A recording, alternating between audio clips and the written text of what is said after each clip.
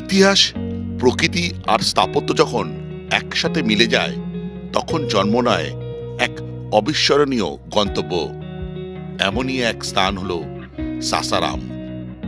বিহারের রোহতাস জেলার এই শহর শুধু একটি নাম নয়, এটা এক ইতিহাসের ধ্বনি, এক পুরকথার প্রতিধ্বনি। এখানে রয়েছে ভারতবর্ষের অন্যতম পরাক্রমশীল শাসক শেরশাহ সূরির সমাধি, যা তার শৌর্য, বীর্য আর স্থাপত্যশৈলীর এক অনন্য নিদর্শন। শুধু ইতিহাসই নয়, প্রাকৃতিক সৌন্দর্য আছে এই শহরের প্রতিটি কোণে। চলুন তাহলে এই সফরে আমরা হারিয়ে যাই ইতিহাস আর প্রকৃতির হাত ধরে সাসারাম শহরের অলিগলি, স্মৃতিস্তম্ভ আর অপার সৌন্দর্যে। আগের পর্বে আপনারা দেখেছিলেন আমরা কিভাবে সাসারাম এসেছিলাম, তারপর সাসারামের 2-3টি জায়গা যেমন পাইলট বাবা মন্দির, তুতনা ভবানী ওয়াটারফলস, মানঝের কুণ্ড ইত্যাদি দর্শন করেছিলাম। আজকের পর্বে থাকছে স্টুডেন্টদের সঙ্গে আমার সাসারাম ভ্রমণের পর্ব, সঙ্গে ভাগ্যের পরিহাসের এক করুণ কাহিনী, যেখানে অ্যাডভেঞ্চারের সঙ্গে আছে এক দৃঢ় সংকল্প। চলুন তাহলে ভিডিওটা শুরু করা যাক। Good morning.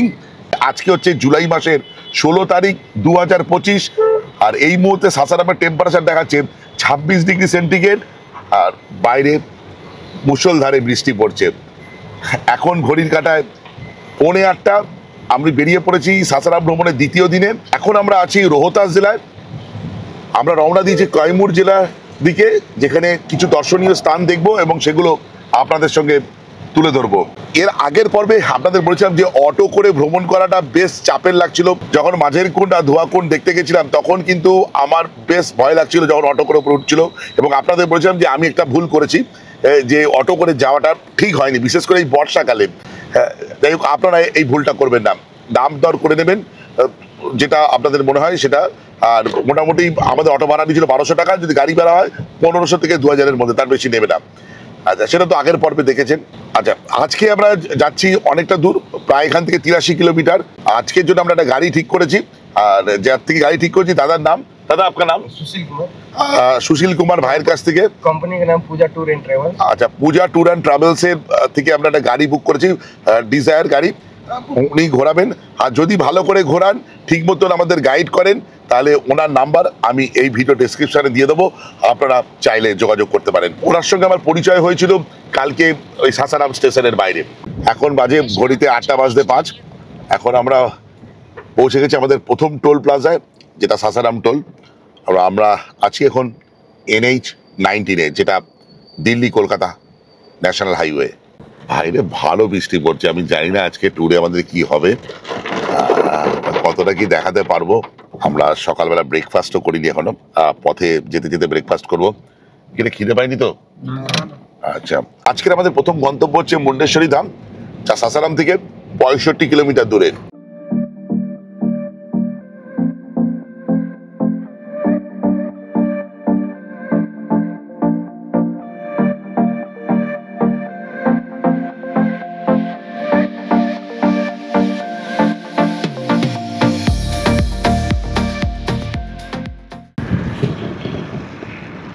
ও টপ ক্লাস, দারুণ প্রাকৃতিক দৃশ্য দেখুন শুধু। ঝিরঝিরে বৃষ্টি পড়ছে, আর এই পাহাড়, এই নদী নালা, জঙ্গল, সবুজে সবুজ চারদিকে। প্রকৃতি যেন আপন খেয়ালে নৃত্য করছে। অসাধারণ জায়গা। আসুন এই সাসারামে। মুন্ডেশ্বরী মন্দিরের একদম প্রবেশ পথে আমরা দাঁড়িয়ে আছি, যেখান থেকে আমাদের পাহাড়ে ওঠা শুরু, পাহাড়ে চড়া শুরু। রাস্তাটা দেখতে পাচ্ছি কংক্রিট করা।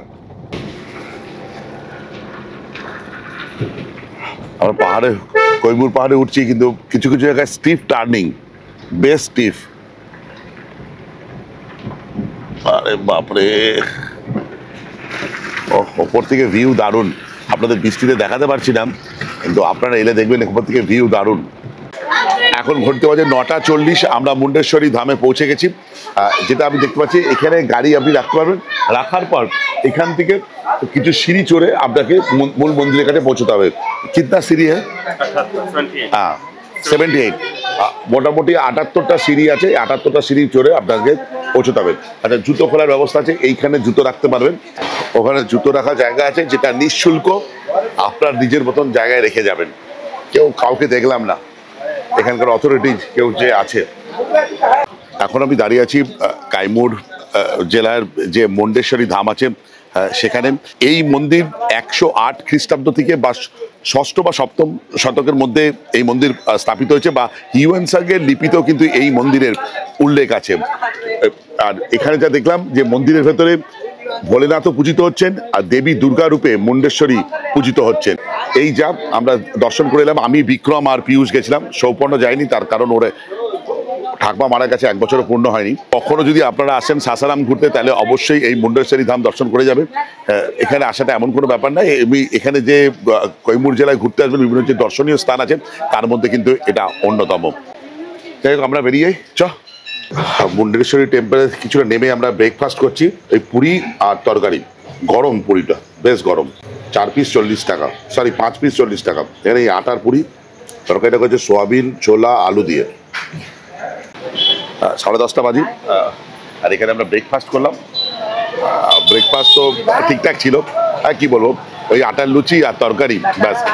আর যেটা বলার, এখানে দেখুন লিট্টি তৈরি হচ্ছে, দেখুন এই দেখুন ছোলার ছাতু দিয়ে তৈরি লিট্টি, এক একটা পিস 10 টাকা। আচ্ছা, আমি এখানে 10 টাকার লিট্টি বানানো হচ্ছিল, আমি নিলাম, নিয়ে একবার খেয়ে দেখি শুধু শুধু কেমন লাগে। আমি লিট্টি চোখা এর আগে খেয়েছি, মনে পড়ে না।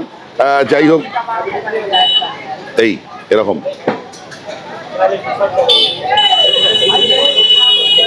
ব্যাপারটা ড্রাই, লোকের চোখা দিয়ে নুন নেই। আমি সঙ্গে 1 কাপ চা খাবো।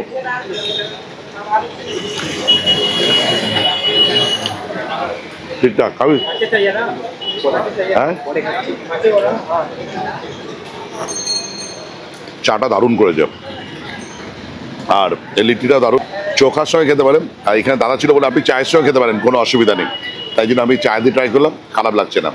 দাদা এখানে লিট্টি তৈরি করছে, উনি বললেন ওরকম করে খাবেন না, যেরকম করে খেতে হবে এরকম। এই যেরকম পাউরুটি চায় ডোবাই আমরা ছোটবেলায়, এই এই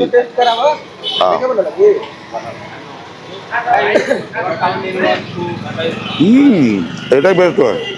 দাদা আমার জন্য আবার চোখা দিল, চোখা দিয়ে লিট্টি টেস্ট করতে বললো। আমি তো খেতে পারবো না, আমি বিক্রম বা ওদের বললাম একটুখানি টেস্ট করতে। এইটা দেখুন, এই যে লিট্টিটা ভেঙেছি গরম পুরো, এই চোখা। ये क्या है? चटनी किस चीज का चटनी? अदरक, अदरक और लहसुन। हाँ, अच्छा, ये चटनी নিলাম, এটাও খেয়ে দেখি। ও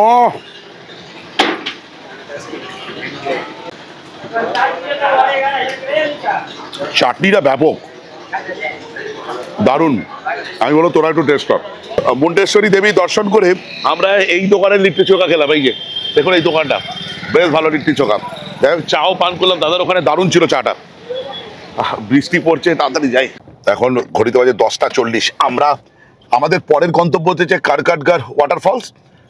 বৃষ্টি পড়ছে, কতটা কি দেখতে পাবো সেটাও জানি না। যাই হোক, আমরা আশাবাদী দলে পড়ি, আশা করছি দেখতে পাবো, আপনাদেরও সেই ভিডিওতে তুলে ধরবো সেটা। আর এখান থেকে কারকাটগার ওয়াটারফলস মোটামুটি 25-26 কিলোমিটার হবে।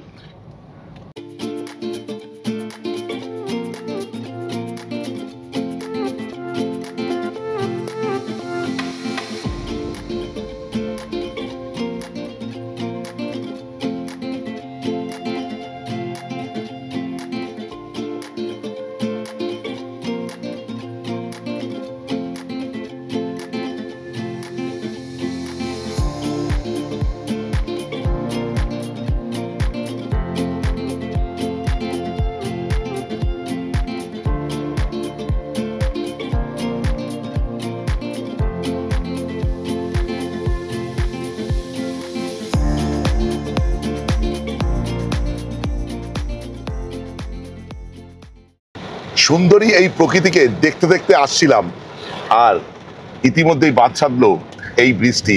আবারও মুষলধারে বৃষ্টি। এখনো কারকারগাঁড় ওয়াটারফলসে যেতে আমাদের অনেকটা পথ।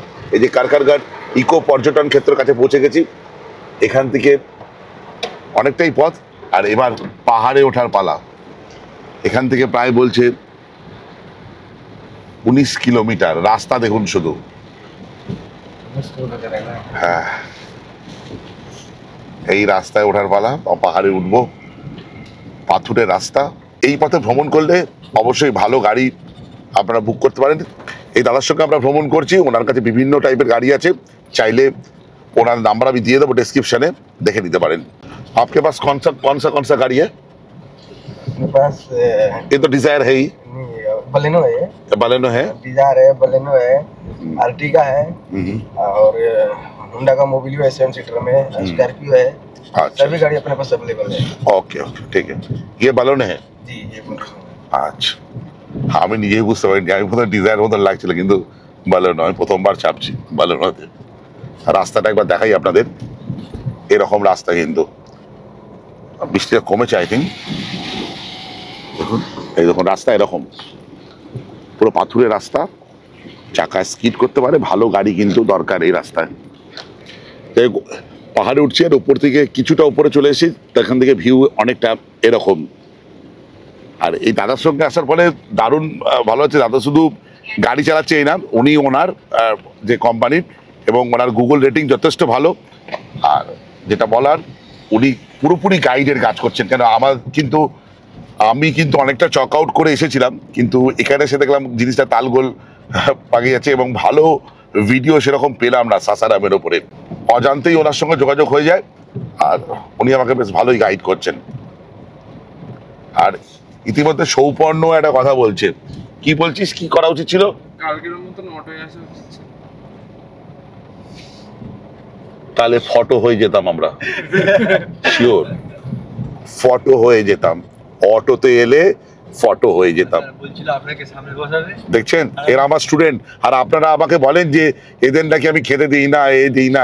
এদিকে বলছে অটোর সামনে বসাবো, মানে হলে আগে স্যারের হোক, এরকম ব্যাপারটা। হ্যাঁ, ও স্যার এরকম বলেছি আমি। এরকম বলছে তো মজা করছিস। আপনার প্রতি ভালোবাসা আমার। দেখছেন এরকম কিরকম ভালোবাসা, বলুন। স্যারকে সামনে বসিয়ে দেবে, নিজেরা মানে কি বলবো, বা ঠিকঠাক জায়গায় থাকবে, যা হওয়ার স্যারের ওপরে যান। এই নাকি স্যারের প্রতি ভালোবাসা, আপনারাই বিচার করুন। তোদের আমি কত কষ্ট করে পড়িয়েছি, একবার সেটা মনে রাখলি না? আপনাদের সঙ্গে একটা ইনফরমেশন শেয়ার করি, সেটা হলো কারকারগাঁড় ওয়াটারফলসে যাওয়ার কিন্তু এখানে একটা চেকপোস্ট আছে, যার এন্ট্রি ফিস হলো ভেহিকলস প্রতি 20 টাকা। আর এখানে এন্ট্রি দিনের শেষ সময় হচ্ছে দুপুর 3টে। একটুখানি চেকপোস্ট থেকে এগোলাম, দেখুন শুধু প্রকৃতি কত সুন্দর। আমরা কত দূর দূরান্তে যাই, সেসব জায়গাগুলো ভালো, কিন্তু কোথাও গিয়ে বাড়ির কাছের জায়গাগুলো অবহেলিত থেকে যায়। প্লিজ আসুন সাসারামে, এই বর্ষায় আসুন। আমি গ্যারান্টি দিয়ে বলছি, হতাশ হবেন না, হতাশ হবেন না। নিজের মতন ট্যুর করুন। আমি যা বলছি তার বিশ্বাস করার পুরোপুরি দরকার নেই, নিজের মতন করে সাজান, কিন্তু আসুন এই জায়গায়। এদিকে আমরা খতরনাক রাস্তায় উঠছি, আর এদিকে সৌবর্ণর কাছে ডিমান্ড আসছে লোন নেওয়ার। আগে তুই ইন্স্যুরেন্স কর, যে রাস্তায় উঠছি আমরা। তবে এই রাস্তা অত খতরনাক না, সেই রোলে পে রাস্তা মনে আছে তো? दादा हिंदी में बात कीजिए ना, हमको भी समझ में आए क्या बोल रहे हैं। ये हमें बोल रहे थे कि ये रास्ते में जाता है, थोड़ा खतरनाक रास्ता है, लेकिन इसको फोन आ रहा है लोन के लिए। मैं बोला लोन बाद में लो, पहले इंश्योरेंस लो। हाँ, ঘড়িতে বাজে 12:30। আমাদের কর্কটগড় জলপ্রপাত যেতে এখনো সময় দেখাচ্ছে গুগল 15 মিনিট, মানে 6.5 কিলোমিটার মতন। আর সেই রাস্তায় হয়ে গেছে একটা দুর্ঘটনা। সেটা হলো এই চাকাটা আর এই চাকাটা দুটো একসাথে পাঞ্চার, এই মাত্র হলো। একটাই স্টেপ নিয়ে আছে, এবার জানি না কি হবে। এই একদম শুনশান এলাকা, শুধু আমরা 5 জন আছি।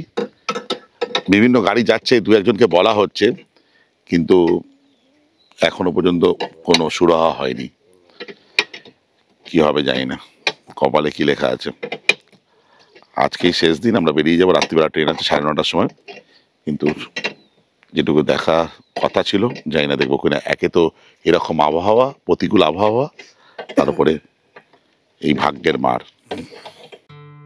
চাকা পাঞ্চার অবস্থায় গাড়ি আস্তে আস্তে করে 4 কিলোমিটার আমরা এগিয়ে যাই। বিভিন্ন মানুষ মারফত জানতে পারি এই গ্রামে হয়তো পাঞ্চার ঠিক হতে পারে, কিন্তু পরবর্তীকালে তা ভুল প্রমাণিত হয়।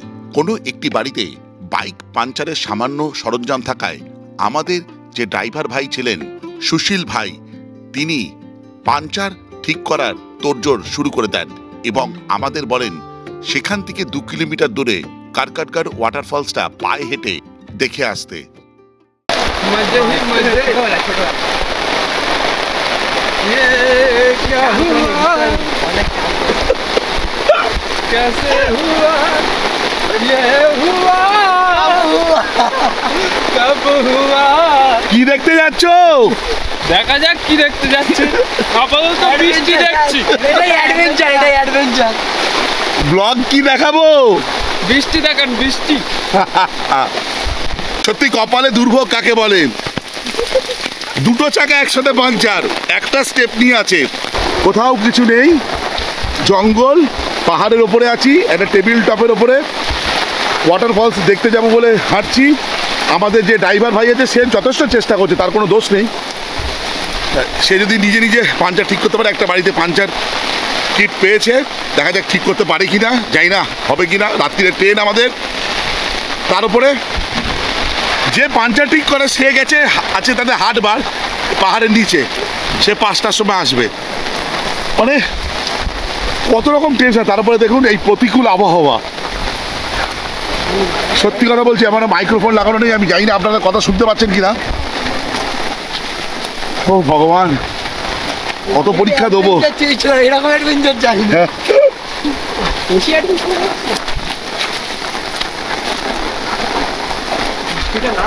আজ রাত 9:30টার সময় আমাদের ট্রেন আছে সাসারাম থেকে, কি হবে জানি না। তবে অবশ্যই ট্রেন ধরতে পারলাম কিনা বা মিস করলাম কিনা আপনাদের আপডেট দেবো এই ব্লগে।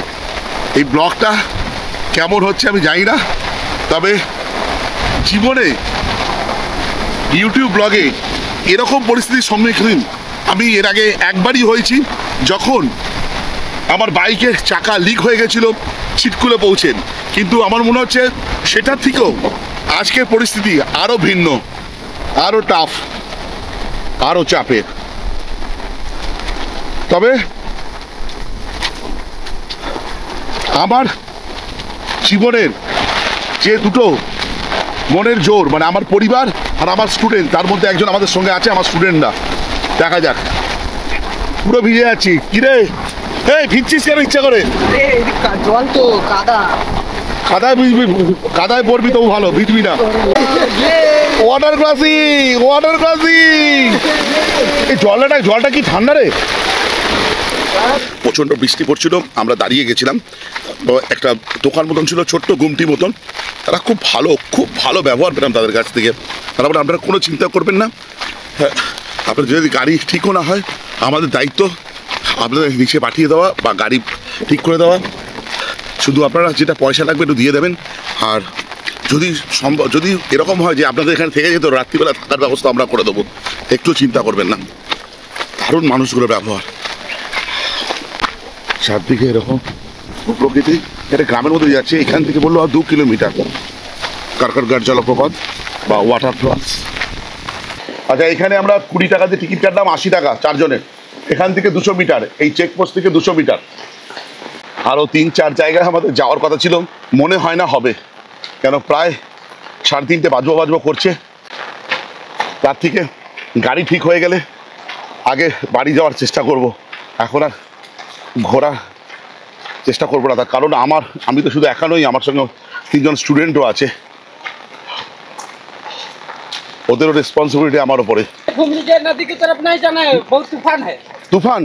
नदी में बहुत पानी आ रहा है। अच्छा, ये वाटरफॉल्स कहाँ से दिखता है?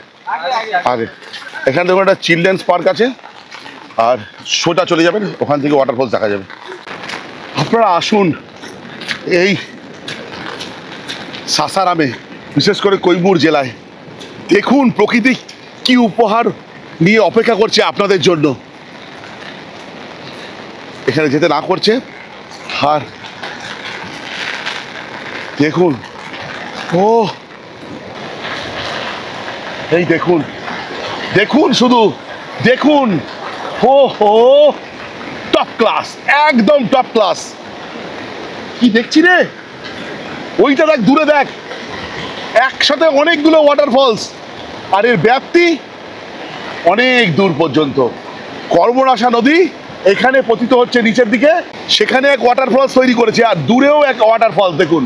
আমি জুম করে দেখাচ্ছি আপনাদের, জাস্ট এইটা দেখুন আগে, আমি অন্য অ্যাঙ্গেল দিয়ে দেখাই আপনাদের। আমাদের যে অসুবিধা হয়েছে, যে সমস্যার মধ্যে আমরা পড়েছি, এখনো সেখান থেকে বেরোতে পারিনি, কিন্তু এই সৌন্দর্য যা দেখছি তা কাছে সেই অসুবিধা কিছুই না।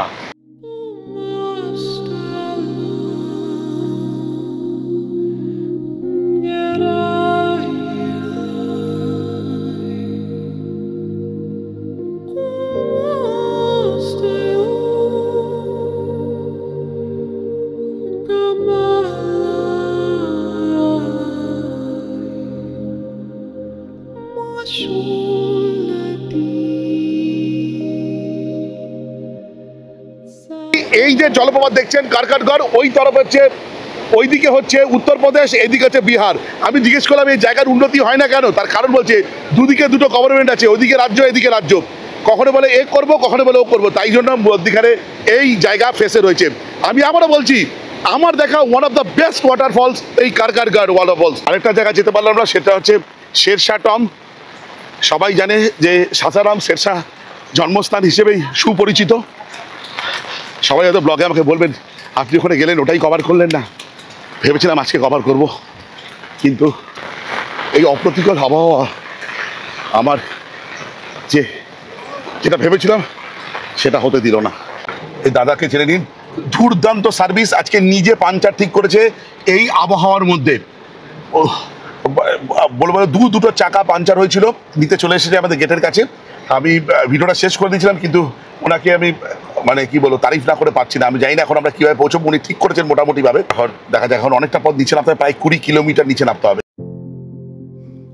ফেরার সময় আরেক বিপত্তি, যে সাঁকো দিয়ে গাড়ি পারাপার হওয়ার কথা তার ওপর দিয়ে প্রবল বেগে জল প্রবাহিত হতে থাকে, যেখান দিয়ে আমাদের গাড়ি যাওয়া অসম্ভব হয়ে পড়ে।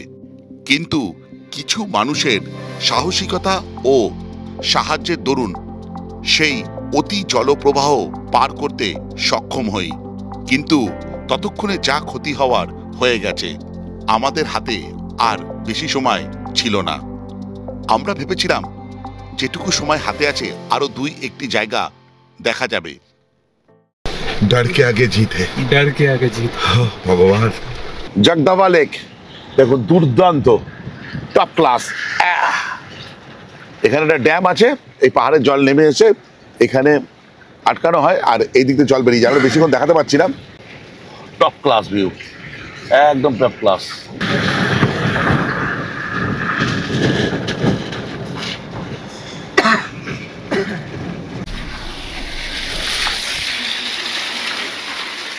অনেকটা হতাশ, কিছুটা বিধ্বস্ত অবস্থায় পরের দিন সকালবেলা হাওড়া স্টেশনে আমি পৌঁছাই। মনে মনে কিছু মিস করার যন্ত্রণা তো ছিলই, কিন্তু আমি সহজে ভেঙে পড়ার পাত্র নই। ঠিক 1 সপ্তাহ পরেই আমি আবার রওনা দিই সাসারামের দিকে, আমার ফেলে আসা ভ্রমণ কাহিনীকে তার পরিপূর্ণতা দেওয়ার জন্য। এবারে আমার ট্রেন ছিল দুন এক্সপ্রেস, কিন্তু দুঃখের বিষয় এবার আমি ছিলাম একদম একা। পরের দিন সকাল সকাল সাসারাম পৌঁছে আমি বেরিয়ে যাই ভ্রমণ করতে। সেদিনকে আমার সারথি ছিল সেই বিশ্বস্ত সুশীল ভাই। আজকে যাত্রা শুরু করলাম সকাল 7টা নাগাদ সাসারাম স্টেশন থেকে, শেষও করবো আজকে সাসারাম স্টেশন পর্যন্ত। আজকে সাসারামের টেম্পারেচার দেখাচ্ছে 29 ডিগ্রি সেন্টিগ্রেড। যাই হোক, আজকে সাসারামের যে বাকি কিছু জায়গা আছে সেগুলো আমরা ঘুরে দেখবো, দেখে আমি বাড়ি চলে যাব। আজকে কোনো হোটেলে থাকবো না। আজকের ভ্রমণে আমার প্রথম গন্তব্য হচ্ছে তেলহারকুন্ড জলপ্রপাত, যেটা এই সাসারাম স্টেশন থেকে 72 কিলোমিটার দূরে গুগল দেখাচ্ছে, কিন্তু সুশীল ভাই বলছে আর একটু বেশি হবে। আমাদের গাড়ি যখন NH-19 ধরে তীব্র বেগে এগিয়ে চলল, তখন আমি বারবার একটা কথাই ভাবছিলাম, সেদিনকার আবহাওয়া আর আজকের আবহাওয়ার মধ্যে কি বিস্তর ফারাক। যখন সুশীল ভাইয়ের কাছে শুনলাম যে আমি চলে যাওয়ার পর থেকে বা আমরা চলে যাওয়ার পর থেকে সাসারামে আর বৃষ্টিই হয়নি, তখন বেশ হতাশই লাগছিল। এরপর হাইওয়ের একটা জায়গায় দাঁড়িয়ে আমরা সেদিনকার ব্রেকফাস্ট সেরে নিলাম। ব্রেকফাস্টে নিয়েছিলাম আলুর পরোটা। 8:15 বেজে গেল আমাদের বেরোতে বেরোতে। আলুর পরোটাটা দারুণ ছিল, 40 টাকা করে দাম, বেশ ভালো। এখন ঘড়িতে বাজে 9:25। আমরা চলে এসেছি তেলারকুন্ড যে ওয়াটারফলস যাওয়ার যে রাস্তার প্রধান ফটকে। এখান থেকে আমাদের চড়াই শুরু হলো। এবার আমরা পুরোপুরি পাহাড়ে উঠবো। আর পাহাড়ের দৃশ্যপট কিছুটা এরকম, দুধারে ঘন জঙ্গল আর চড়াই শুরু।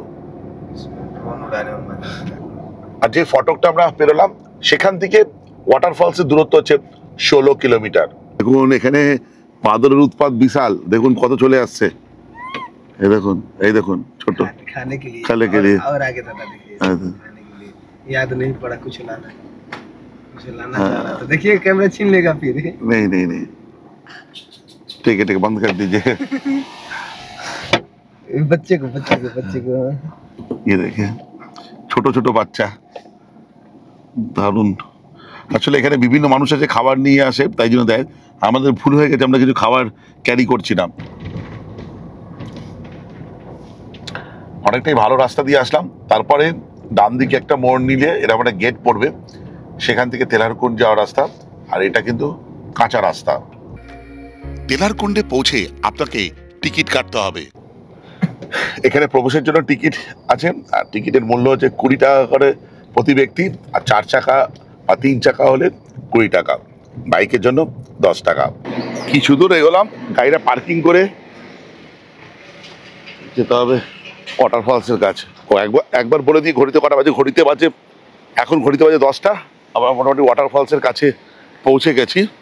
সাইডে রেলিং দেওয়া আছে, আমরা একদম পাশ দিয়ে যাচ্ছি। এখন আমি দাঁড়িয়ে আছি সাসারাম ভ্রমণের অন্যতম আকর্ষণ তেলারকুন্ড যে জলপ্রপাত আছে সেখানে। আর এই জলপ্রপাত সম্বন্ধে যদি বলতে হয়, এই জলপ্রপাতের উচ্চতা কিন্তু 80 মিটার, প্রায় 260 ফুট।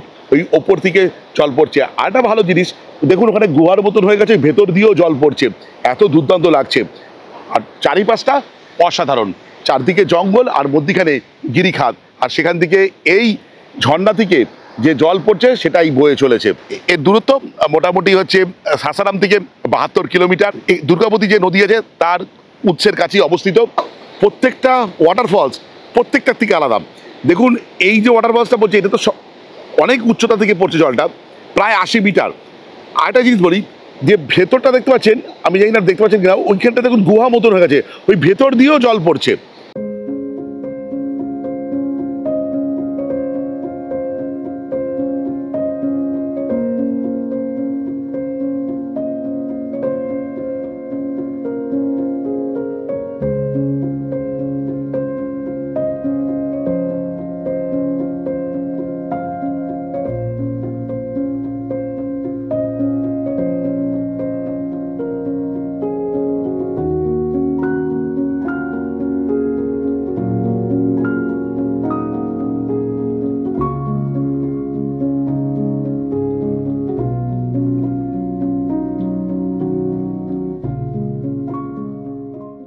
অবশ্যই সাসারাম ভ্রমণ করতে আসলে এই জায়গাটা কিন্তু মিস করা চলবেই না।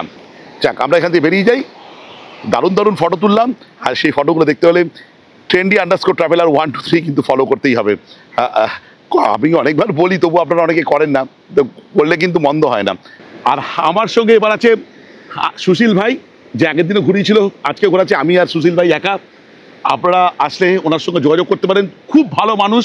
ওনার 5টা গাড়ি আছে, বড় ছোট সব মিলিয়ে, এবং ওনাদের গুগল রেটিং কিন্তু দারুণ। তো যোগাযোগ করতেই পারেন সুশীল ভাইয়ের সঙ্গে। সুশীল ভাই, আপনার নাম্বার বল দিজিए एक बार। 8210409848। ঠিক আছে, আমি নাম্বারটা ডিসক্রিপশনে স্ক্রিনে দিয়ে দেবো। কিন্তু আমি এখানে এসে সবচেয়ে বেশি মিস করছি আমার স্টুডেন্টদের। সত্যি ওরা যদি এখানে থাকতো আরও এনজয় করতাম। আরও ওদেরও ভালো লাগতো। দুর্ভাগ্যবশত ওরা নেই, প্রকৃতির বদান্যতায় এবার হলো না, হয়তো কোনো একবার ওদের সঙ্গে আবারও আসবো। সত্যি খারাপ লাগছে মনটা। আমি বারবার বলছিলাম সুশীল ভাইকে যে স্টুডেন্টদের জন্য মনটা খারাপ লাগছে। যাই হোক, আমরা বেরিয়ে চলি। আমি কাহা জানাই সুশীল ভাই? করমচাঁদ। ওকে, চলো। এখন ঘড়িতে বাজে 11:15। আমরা রওনা দিচ্ছি করমচাঁদের দিকে। ভগবানপুর যে চক আছে সেখান থেকে করমচাঁদ ড্যামের দূরত্ব আনুমানিক 30 কিলোমিটার মতন। সাসারাম ভ্রমণের অন্যতম সেরা জায়গা এই করমচাঁদ ড্যাম, যার অন্য নাম দুর্গাবতী ড্যাম। 1976 সালে ভিত্তিপ্রস্তর স্থাপন করা হয় আর 2014 সালে এর আনুষ্ঠানিক উদ্বোধন করা হয়। এই ড্যামের উচ্চতা 46.3 মিটার এবং লম্বা 1615.40 মিটার। এই ড্যাম সাসারাম থেকে প্রায় 35 কিলোমিটার দূরে অবস্থিত। এর নিকটতম রেলওয়ে স্টেশন সাসারাম। এই ড্যাম নির্মাণ করার অন্যতম কারণ হল রোহতাস ও কাইমুর জেলা সহ প্রায় 33,000 হেক্টর জমিতে সেচ সরবরাহ করা। ড্যামটি পাহাড় এবং ছোট ছোট টিলা দিয়ে ঘেরা, যার কারণে সূর্যোদয় বা সূর্যাস্তের সময় জলরাশিতে সূর্যের আলো প্রতিফলিত হয়ে অপরূপ দৃশ্য সৃষ্টি করে। এই জায়গাটি স্নিগ্ধ ও রোমান্টিক আবহ তৈরি করে। ড্যামের জল একেবারে পরিষ্কার ও প্রশান্ত। বর্ষাকালে জল উপচে পড়ে এবং জলপ্রপাতের মতো দৃশ্য সৃষ্টি হয়, যা বেশ দৃষ্টিনন্দন। ড্যামের চারপাশে ঘন শাল ও অন্যান্য স্থানীয় গাছপালা ঘেরা। যারা প্রকৃতির মাঝে হাঁটতে ভালোবাসেন তাদের জন্য ছোট্ট ট্রেকিং পথও রয়েছে। এই স্থানটি ইনস্টাগ্রামেবল স্পট হিসেবে খুবই জনপ্রিয় হয়ে উঠেছে।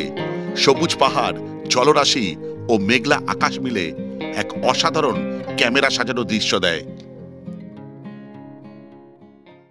আমরা বেরিয়ে যাচ্ছি এখান থেকে, দারুণ লাগলো। এখান থেকে পরবর্তী গন্তব্য কি সেটা সুশীল ভাই বলবে। আমাদের পরবর্তী গন্তব্য ইন্দ্রপুরী ড্যাম, যেটা এখান থেকে প্রায় 64 কিলোমিটার মতন দূরত্ব। এখন আমরা আছি ইন্দ্রপুরী ড্যামে। দারুণ, দেখুন শুধু জল ছাড়া হচ্ছে। দেখুন এদিকে গঙ্গার উপনদী সোনের শুধু রূপটা দেখুন।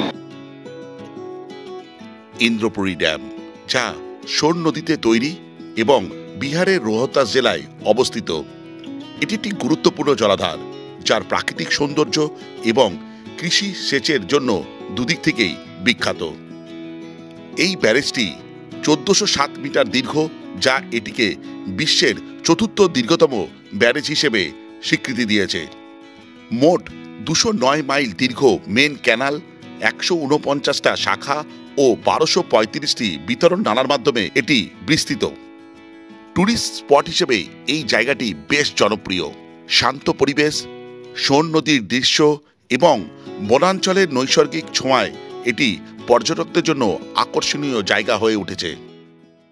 ঘড়িতে বাজে 4:15। এবার কোথায় যাব? এখনো আমাদের শেরশাহ টম দেখা বাকি আছে। अभी कहाँ जाएंगे? Karvandia viewpoint. क्या क्या? Karvandia viewpoint. Karvandia viewpoint. আমি এটা আমার লিস্টে ছিল না, এটা কিন্তু সুশীল ভাই কিন্তু নিজে থেকে বলল। ইন্দ্রপুরী ড্যাম থেকে আমরা সোজা চলে আসি কাভান্দিয়া ভিউ পয়েন্টে। এই জায়গাটি মূলত একটি পাথর খাদান ছিল। পাথর উত্তোলনের পরে যে খাদ তৈরি হয়েছিল, সেখানে বৃষ্টির জমা জল পরিপূর্ণ হয়ে এক অপরূপ প্রাকৃতিক সৌন্দর্য তৈরি করেছে। এরকম জায়গায় আমার ঘোরার অভিজ্ঞতা আছে। পুরীর খুব কাছাকাছি তাপাং এবং পুরুলিয়ার মার্বেল লেক পুরোপুরি এরকমভাবেই সৃষ্টি হয়েছে, কিন্তু প্রত্যেকটিরই প্রাকৃতিক সৌন্দর্য ভিন্ন।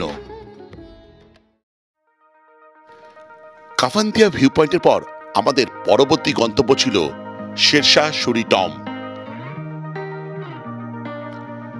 শেরশাহ সুরি ছিলেন পাঠান বংশোদ্ভূত ভারতীয় শাসক, যিনি মুঘল সম্রাট হুমায়ুনকে পরাজিত করে সুরি সাম্রাজ্যের প্রতিষ্ঠা করেন।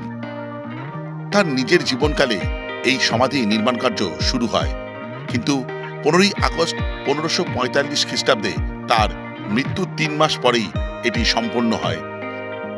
এটি 122 ফুট উচ্চ একটি 3 তলা আকারের ইটের স্মৃতিস্তম্ভ, যা একটি কৃত্রিম জলাশয়ের মাঝখানে তৈরি হয়েছে। স্থানীয়ভাবে পানি রোজা নামে পরিচিত।